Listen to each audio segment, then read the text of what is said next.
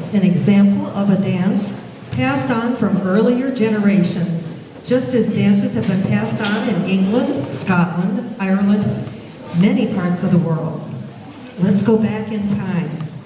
Around 1600, the French minuet was becoming old-fashioned, and Queen Elizabeth I of England asked for dances from the English countryside.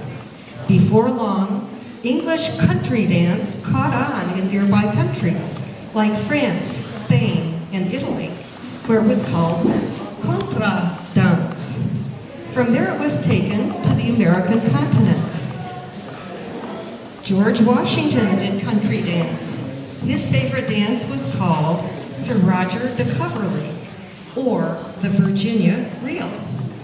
The formation of the Virginia Reel, like the dance we just saw, is long ways for as many as will. Why long ways? To express the value of social order, to separate men from women, to fit into narrow hallways at a country inn, to allow the host couple to begin a dance, greeting the other couples as they progress down the hall. Let's look at another long ways dance from 1679, Christ Church, Dells.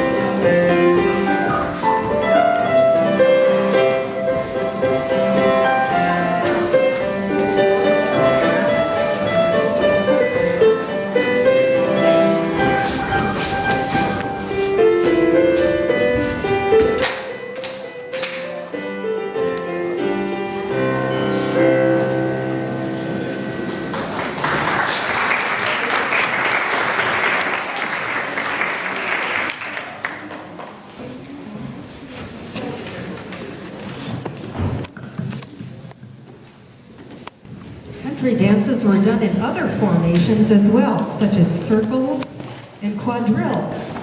Quadrille is French for square. Have you ever seen a square dance? Did you wonder where it came from?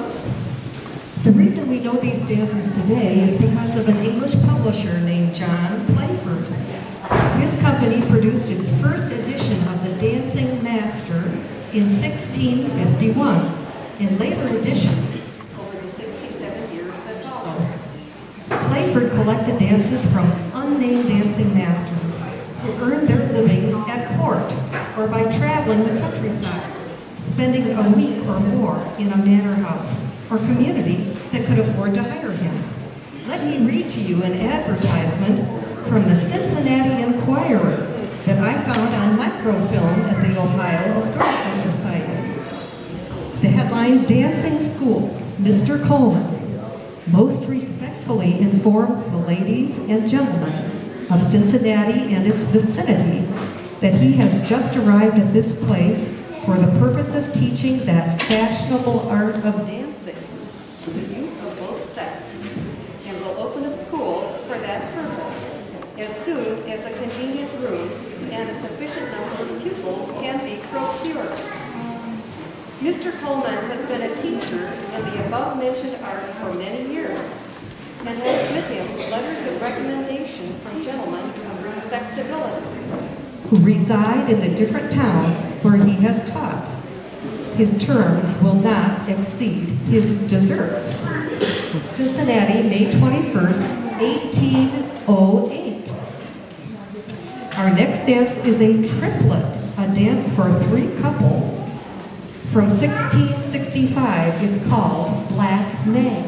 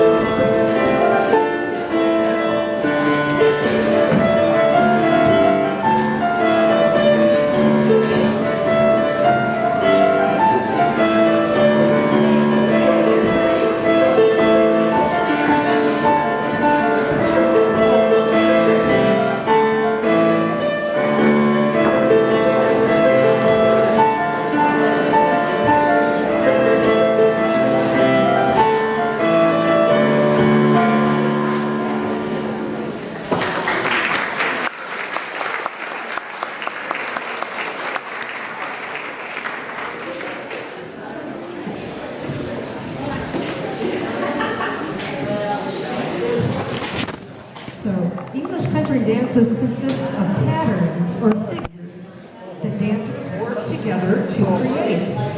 Each figure is done in a specific space and time, often 8 counts of music, to fill a regular 32-bar musical sequence that repeats. So far in our performance, you may have noticed some figures that are familiar to you. Let's look at a few. How about a circle to the left? That's recognizable. How about a left-hand star? And turn your partner by the right. Beautiful. Now in the dance we just saw, Black Nag, there was a figure called a Hey for 3, H-E-Y. Let's see what that looks like. Can we have 3 people do a Hey for 3?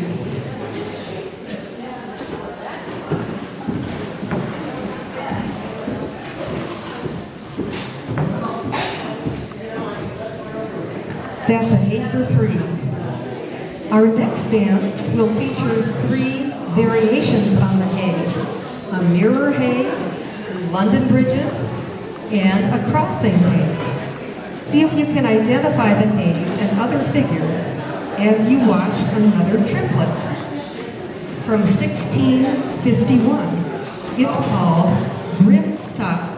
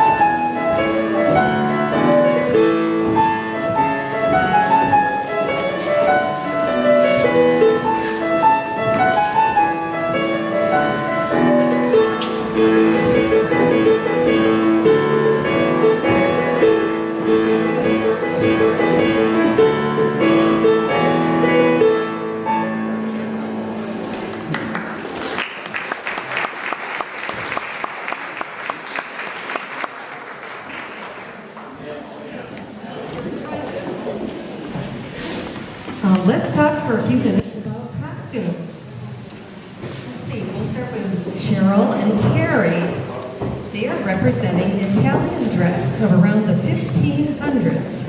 Cheryl is wearing a woman's long, flowing, loose gown with stiffened, flared collar and characteristic padded shoulder roll. Her headpiece is period for a married woman of that time.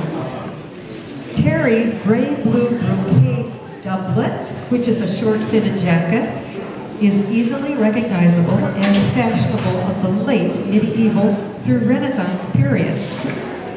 It is partnered with short breeches and loose-fitting knitted hose or leggings. His ensemble is finished off with a dashing cap and feather. Thank you. Lucinda and Keith are wearing variations of Renaissance dress. Lucinda's gown of silvery gray and black accents harkens back to Spain. The bell shape of her gown is made with stiffened supports called a farthingale, which originated in Spain. Her black headpiece is an early version of a mantilla. Now, Keith's clothing is easily recognizable as a Scottish kilt. However, this is a great kilt, which first appeared at the end of the 16th century. It is a woolen plaid cloth made up of 2 loom widths sewn together to give a total width of 54 to 60 inches, or 6 to 7 feet in length. Is that right, Keith? Is that what you're wearing? The cloth is hand-gathered into pleats and secured with a belt. The upper half, which is caught with a metal clip or a brooch, can be spread out on the shoulder and used as a cloak. The entire cloth can be removed and then wrapped around the body as a blanket. And finally, Susan is wearing a high-waisted gown typical of the late medieval period with gold chemise underneath. Characteristic of the Tudor period and Elizabethan age, the sleeves are puffed, tiered, and guarded, that is, trimmed with ribbons. The headpiece is reminiscent of one of Anne Boleyn's, trimmed with decorative lappets. And we need to thank Susan for being our dance historian and Cheryl for being our costume mistress.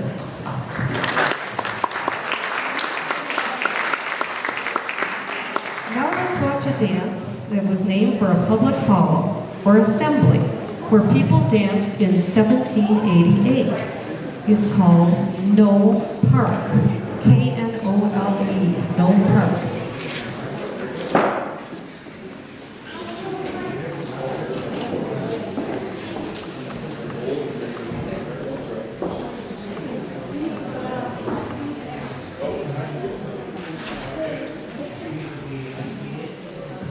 How many of you have ever seen it?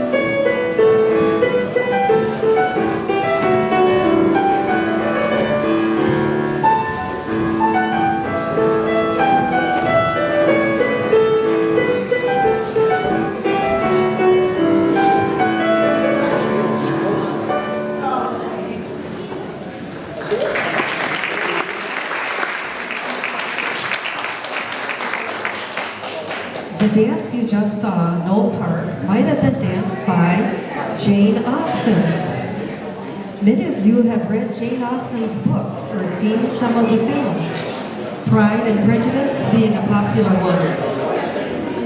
As a single woman in a small town in England about 1800, Jane Austen attended country dances and often used them as a backdrop in her novels. Our second dance from Jane Austen's time is Duke of Kent's Waltz, 1801. As the title suggests, the music is 3/4 time, foreshadowing the coming of couple dances like the waltz and polka. Anyone do the waltz or polka? For the next 100 years, English country dances were almost forgotten.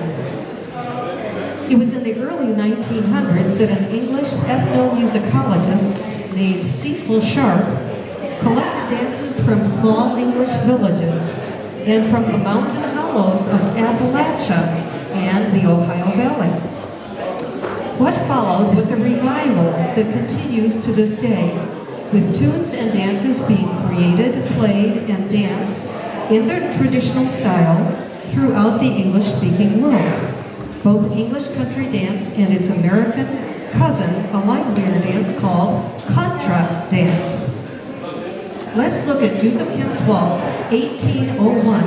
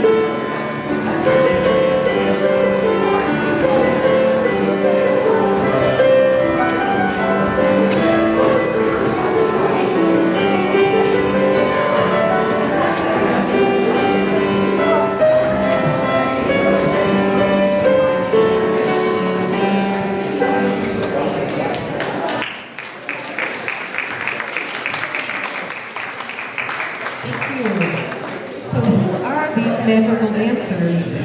We first came together as performers for a Madrigal Feast, an annual fundraiser at a church in Wooster.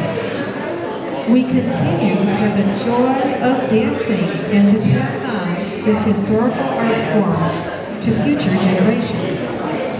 Currently based at Wayne Center for the Arts, we range in age today from 11 to 73. I will tell you. But let's meet our performers today. We have from Apple Creek, Stephanie Musselman on the piano. Maybe you know Stephanie. From Preston, we have Terry and Cheryl Works. From Lakeville, Denara Wallace. The rest of us are from Wooster. We have Keith Spears, Lucinda Sigrist, Susan Petty, Chris and Ella Smucker, Beth Insminger, and the Yoder family, Barbara, Wynn, and Persis. And I am Susan.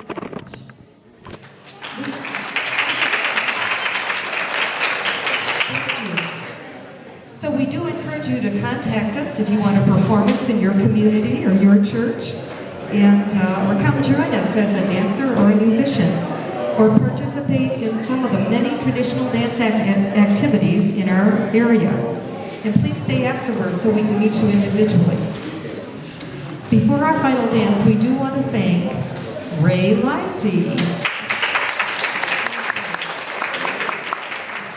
of the Kidron Historical Society and the many volunteers who moved this beautiful church here and have made Sonnenberg Village an historical place. Our final dance today is called Gathering Peace Cards. It's from 1651. Gathering Peace Cards.